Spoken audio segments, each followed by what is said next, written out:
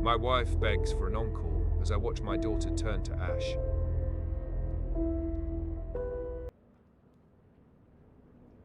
They say every artist puts a piece of themselves into their work.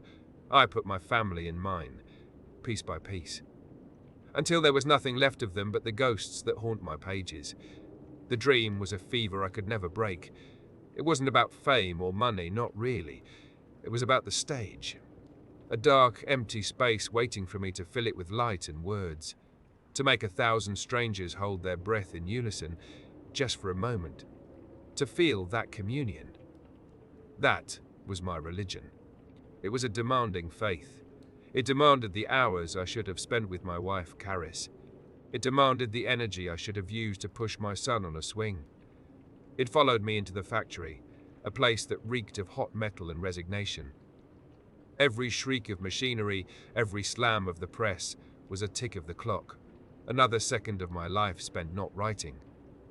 I'd come home, the metallic smell clinging to my skin, and lock myself in my office. A tiny room, more of a closet really, where stacks of paper leaned like crumbling towers. It was my sanctuary and my tomb. Caris used to understand. In the beginning, she'd bring me coffee. Her smile a small, weary light in my self-imposed darkness.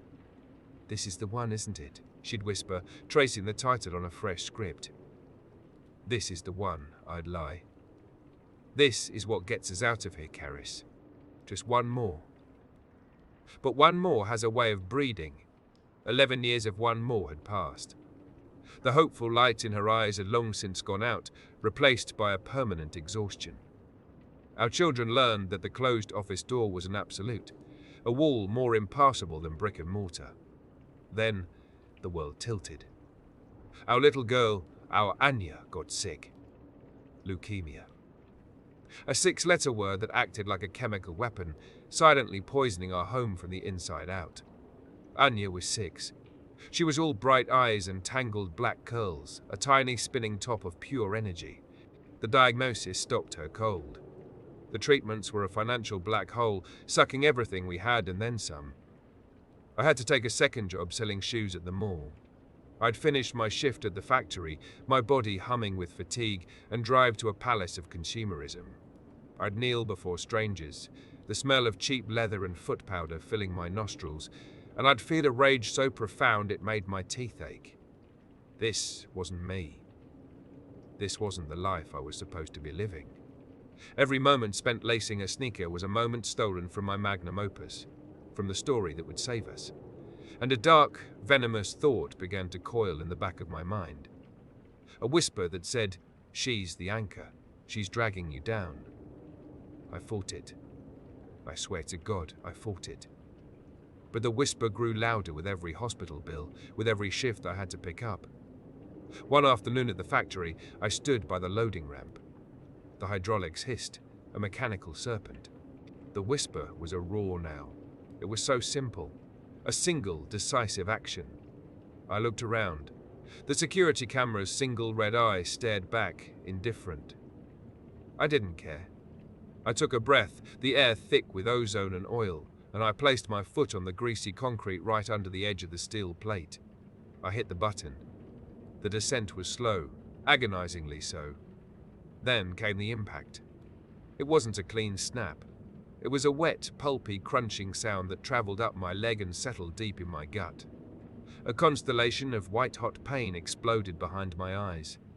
I saw it on the camera footage later in the HR office, just before they fired me. The way I deliberately, almost calmly, destroyed myself. Disability checks didn't cover cancer. So Caris, who hadn't worked since our son was born, had to. She found a job cleaning office buildings at night. I watched her leave every evening, her face a pale mask of grim determination, and I'd feel a shame so heavy it was a physical weight on my chest. I retreated to my office. The cast on my leg was a monument to my failure. I told myself I was healing. I told myself I needed to focus. The truth was, I couldn't bear to look at my family. I couldn't look at Caris's calloused hands or the new, hard set of her jaw. I couldn't look at Anya's picture on the mantelpiece. Our son, Silas, vanished too. At 13, he was already a quiet kid, but now he became a ghost in his own home. The only evidence of his existence was the constant muffled thrum of bass from his bedroom and the occasional shadow flitting to the kitchen for a bag of chips. We were a family of isolated islands, the silence between us, a vast, cold ocean. Carrie started drinking. It began with a glass of wine to unwind after her shift. Soon, I'd see the bottle on the counter before she even left for work. The house, once silent, now carried the faint, sour scent of spilled Chardonnay. We slept in the same bed, but there were miles between us. We were just two bodies sharing a space, held together by the thinning thread of a sick child. Eventually, guilt gnawed through my self-pity.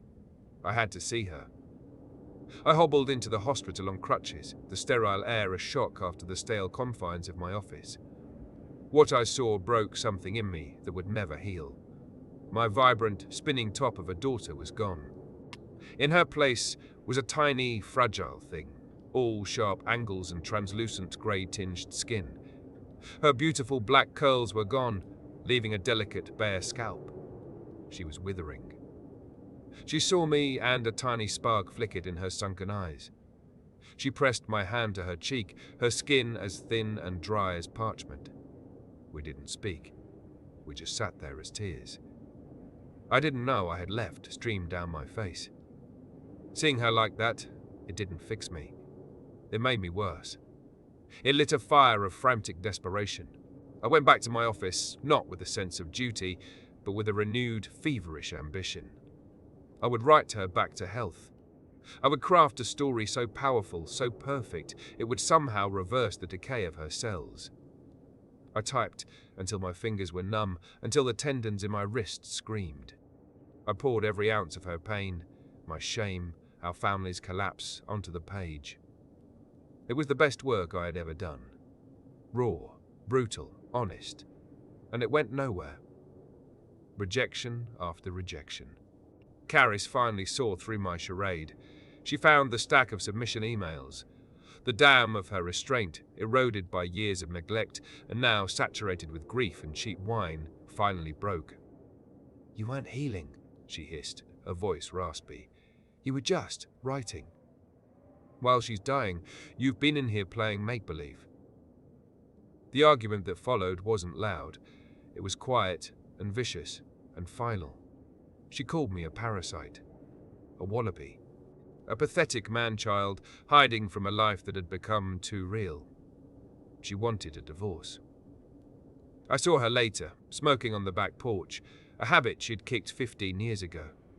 The acrid smell of it felt like another nail in our coffin. The house emptied out in stages. A box of clothes one day, her books the next. For the first time in months, I heard Silas. Not his music, but his actual voice. A soft, choked sobbing from behind his door. I knocked. I called his name. The music just got louder. I joined Caris in the bottle. Bourbon, neat. It burned a clean path through the guilt. I'd take a shot, then another, and disappear into my office, the glow of the screen the only light in my world. The house fell completely silent. Then a new kind of silence fell. The kind that is absolute, unbreakable. The kind that follows a phone call from a hospital in the middle of the night. Anya was gone. I had visited her 6 times. 6. At the funeral, Caris was a statue carved from ice. She didn't shed a tear. Silas, however, shattered. His wails were primal. An animalistic cry of pure loss that filled the parlor and clung to the air long after we'd put her in the ground. You'd think that would be the bottom. You'd think I'd crawl out of my office, shattered and remade, and wrap my arms around my only remaining child. I didn't. I graduated from bourbon to painkillers. I wrote. I took Anya's last rattling breaths and spun them into a heart-wrenching monologue for a fictional character. I painted Caris as a bitter, drunken shrew who abandoned her family. I took Silas's silent, lonely grief and twisted it into a subplot about alienated youth. I was a grave robber, and my family was the tomb I plundered for inspiration. I sent the scripts out, my heart numb, begging for validation from strangers. I don't know how much time passed. Days blurred into a syrupy haze of pills, bourbon, and the rhythmic clack of the keyboard. The power bill went unpaid. The fridge was empty. I didn't notice. I didn't hear from Caris. I didn't see Silas. The silence was a gift. It was the perfect, uninterrupted space I had always craved. One afternoon, I washed down my 6th Vicodin with a gulp of bourbon. The words on the screen swam, melting into each other. The room began to spin, the edges of my vision dissolving into a dark pinpoint. My legs ceased to exist. I remember a single, desperate gasp for air before the floor rushed up to meet me. I woke up in a theatre seat. The velvet was plush but cold, tacky against my skin. The air was thick with the smell of burnt sugar and something vaguely antiseptic. The vast auditorium was empty, a cavern of shadows except for the seat directly to my left. A presence sat there, a void in the darkness that made the hair on my arm stand on end. I turned my head. It was Caris, or a nightmare version of her. Her skin was a waxy, jaundiced yellow, pulled taut over her cheekbones. Her hair was a matted, stringy mess. A stained wineglass was held loosely in her skeletal fingers, and a dark, crusted stain that was part vomit, part wine, marred the front of her white blouse. She wasn't looking at me. Her eyes, bloodshot and crazed, were fixed on the stage. I opened my mouth to speak, but she raised a single trembling finger to her lips. "Shh," she rasped, her voice a wet, gurgling sound. "The show's about to start." As if on cue, a single brilliant spotlight cut through the darkness, illuminating center stage, and my heart stopped. It was Anya. Alive, whole, dressed in her little pink tutu, a leotard, her black curls bouncing. She smiled, a perfect, radiant smile, and began to dance. It was beautiful. So graceful, so full of the life that had been stolen from her, that hot tears stung my eyes. Beside me, Caris clapped and cheered, a drunken, slurring ovation. "That's it, baby. Dance for Daddy." But as I watched, Anya's movements became wrong, jagged. A fluid turn would end in a stiff, unnatural jerk, like a corrupted video file. Her grace began to fray at the edges. With each step, she changed. The skin on her ribs tightened, her bones pressing through the thin leotard. Her cheeks hollowed, her eyes becoming dark, empty sockets. With a graceful twirl, her hair didn't just bounce, it disintegrated, blowing away from her scalp like a cloud of fine, grey dust. Caris took a long, gurgling sip of her wine. "Encore," she shrieked.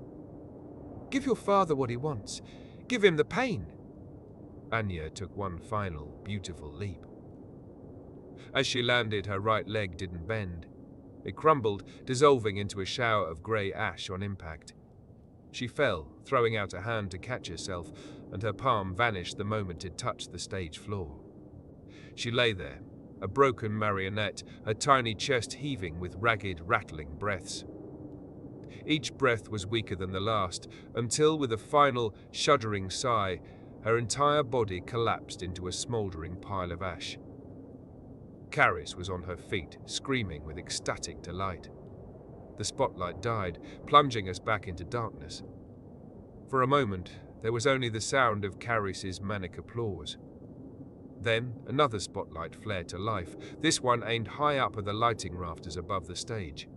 Silas was standing there. His face was puffy, his eyes red raw from crying. Wet streaks shone on his cheeks. He looked directly at me, his expression one of profound, bottomless exhaustion. "This one's for you, Dad," he said, his voice a tiny, squeaking sound that barely reached me. Then he took the thick black cord from one of the heavy stage lights and wrapped it snugly around his neck. "Oh," I screamed, clawing myself out of my seat. It was too late. He jumped.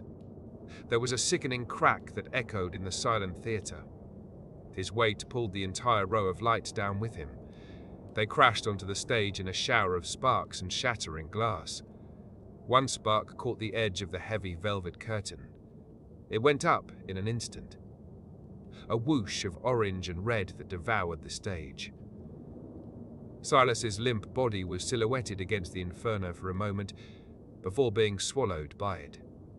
Caris howled with pure, unadulterated joy. She threw her head back and cackled, a sound that was no longer human as the fire raged, leaping from the stage to the front row of seats. The heat washed over us, blistering and intense. The flames drew closer, and I watched, paralyzed, as they licked at her, melting the skin from her bones. She never stopped cheering. Even as her laughter turned into a bubbling, boiling scream, she cheered for an encore. The fire is on me now. I feel it searing my flesh, boiling my blood, but I do not die. This is my hell. A custom-built theatre where I have a front-row seat to the premiere of my life's work, playing on a loop for all eternity. I hope they are somewhere else. Anya, Caris, Silas. I hope this punishment is mine, and mine alone. And for what it's worth, in the brief, agonizing moments between the curtain call and the start of the next show, I have one clear thought. I am so sorry. I would burn here forever if it meant you could live.